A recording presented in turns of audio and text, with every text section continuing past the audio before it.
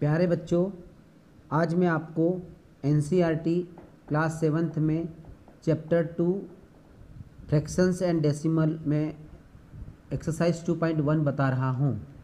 आप इसको अच्छे से देखें। तो मैं ये क्वेश्चन प्यारे बच्चों, मैं एक्सरसाइज 2.1 स्टार्ट कर रहा हूँ। सॉल्व करना है हमें 2 - 2/3। तो मैं इसको 2 - 3/5 वैसे ही लिख दूँगा और इसके 2/1 हम कर देंगे, इसके अपॉन 1 आप लिख दीजिए। ये अब इसको सब्ट्रैक्ट करना है तो यहाँ पर क्या है कि ये जो है इसका 1 और 5 का एलसीएम लेंगे। तो यहाँ पर आप देख रहे हैं कि 1 और 5 का जो एलसीएम हम निकालेंगे तो 1 से 1 जा और 5 वैसे ही आ जाएगा और यहाँ से 5 से 1 जा तो 1 × 5 आपका हो जाएगा 5 हो जाएगा। वैसे इसको निकालने की ज़रूरत नहीं थी, फिर भी मैंने बता दिया क्योंकि 1 सभी में आता है, इसलिए आपका डायरेक्ट एलसीएम 5 ही होता है, फिर भी मैंने बता दिया है। अब इसको आप देखें ध्यान से कि ये जो है 1 जो डिनोमिनेटर होता है, यहाँ पे जो नीचे होता है डिनोमिनेटर, उसकी टेबल पढ़ते हैं और ये जो एलसीएम है, इस जो अपना एलसीएम निकला है इस एलसीएम आना चाहिए। तो 2/1 जिसमें थोड़ा सा बता देता हूँ कैसे निकालते हैं कि 2/1 को अपन ऐसा कर देते समझने के लिए कि 1 में कितने की टेबल पड़े और यहाँ पर जो अपना एलसीएम 5 है वो 5 आना चाहिए। तो यहाँ से 1 की टेबल पड़ी तो 1 की टेबल कितनी बार पड़े कि 5 आ जाए, तो यहाँ 5 जा पड़े तो ये 5 का ऊपर भी मल्टीप्लाई हो जाएगा, नीचे है तो ऊपर भी हो जाएगा। इस तरह से ये मैं यहाँ बता रहा हूँ आपको कैसा निकाला। तो 1 की टेबल हमने कितनी बार 5 जा पड़ी तो 5 आया, तो 2 5 जा 10 हो जाएगा यहाँ पर। तो 2 5 जा 10 हो गया। तो यहाँ पे देखो मैं अब वापस से बता रहा हूँ, मैं आपको ध्यान देखना कि 1 की हम टेबल जो पढ़ रहे हैं, 1 की जो टेबल है कितनी बार पढ़े कि 5 आ जाए, तो 5 टाइम्स पढ़ी यहाँ पर, ये 5 टाइम्स पढ़ी तो नीचे 5 तो यहाँ जो आंसर आया उसका ऊपर हम मल्टीप्लाई करते थे, ये ऊपर मल्टीप्लाई कर, ये इसको बोलते हैं न्यूमरेटर, इसको बोलते हैं डिनोमिनेटर। ये इस तरह से मैंने समझाया आपको, तो समझ में आ गया होगा। अब ये तो यहाँ पे आंसर आप कितना हो गया 10 आ गया, यहाँ 10 लिख दीजिए, यहाँ साइन माइनस का है। अब यहाँ 5, ये वापस 5 की टेबल पढ़ना है तो मैं इसको नीचे लिख देता हूँ। ये दूसरा न्यूमरेटर अपॉन डिनोमिनेटर जो आपका है ये 3/5 जो आ गया है, वही सेम करना है इसमें कि आपको एलसीएम कितना है आपका। सेकंड डिनोमिनेटर के लिए वैसे, सेकंड फ्रैक्शन के लिए वैसे करेंगे 3/5 है तो 3/5 में यहाँ पर वही 5 में कितने का मल्टीप्लाई करें कि 5 आ जाए, तो यहाँ लिख देते हैं 5 से 5 1 जा 5, तो ये 1 जा इधर भी हो जाएगा, 3 1 जा 3 कर देंगे, 3 5 5 1 जा 5, तो यहाँ पे हो जाएगा। देखो 5 की टेबल कितनी बार पड़े 5 1 जा, तो 1 जा 3 1 जा, इस तरह से लिखते हैं।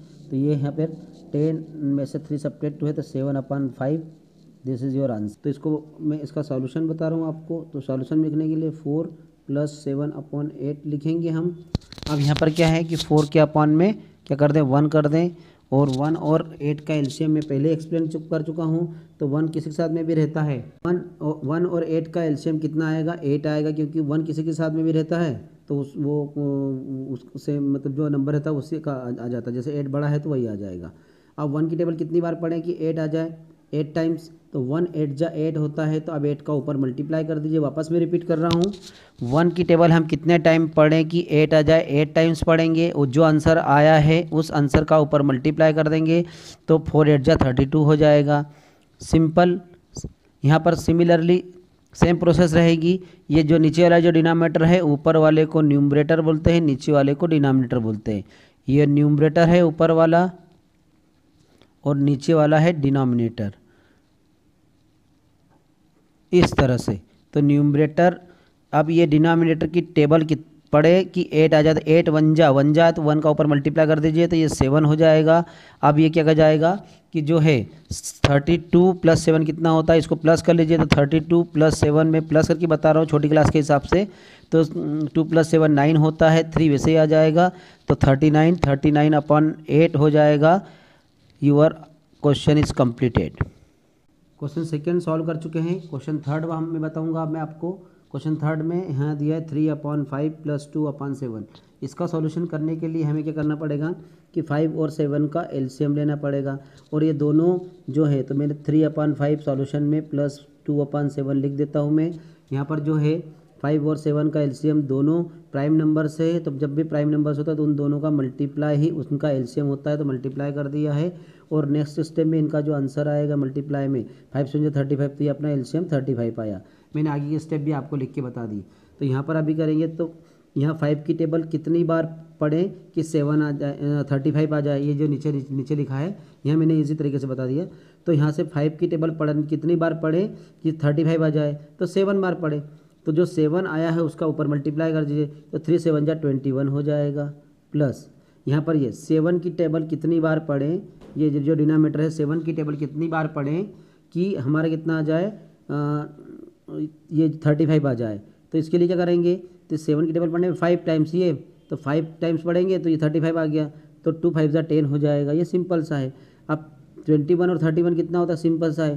तो 21 और 10 को प्लस कर दीजिए तो कितना हो जाएगा 31 हो जाएगा। तो यहाँ पर आप 31 लिख दीजिए और 5 7 जा 35 कर चुके हैं। This is your answer, question is completed. Question number 3 के बाद में क्वेश्चन नंबर 4 में बता रहा हूँ। यहाँ पर आप देखें तो इसका सॉल्यूशन में बता रहा हूँ आपको 9/11 - 4/15। यहाँ पर भी सेम प्राइम नंबर है, तो जो इसके पहले थर्ड क्वेश्चन में जैसा करा था वैसा करेंगे 11 × 15, क्योंकि एलसीएम निकालने की ज़रूरत नहीं है।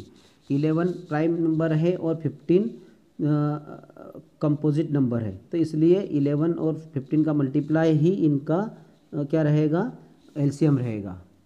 165 मल्टीप्लाई आया, 165 मैंने नीचे लिख दिया जैसे कि क्वेश्चन नंबर 3 में किया था। सेम प्रोसेस 11 में कितने का मल्टीप्लाई करें कि 165 हो जाए, तो 15 का।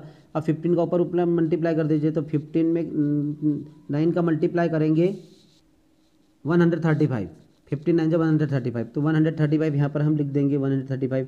फिर माइनस का साइन, वापस में 15 की टेबल कितनी बार पढ़े कि 165 आ जाए, तो 11 जा क्लियर दिख रहा है। अब 11 जो आंसर आया है इसका 4 में मल्टीप्लाई करेंगे, तो 4 11 जा कितना होता है 44।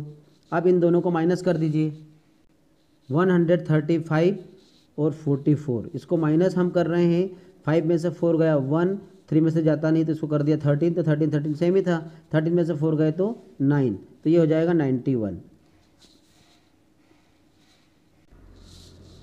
91/165। अगर ये सिंपलेस्ट फॉर्म में कन्वर्ट होता तो करेंगे, लेकिन ये कन्वर्ट नहीं हो रहा है, इसलिए this is our answer, your question is completed.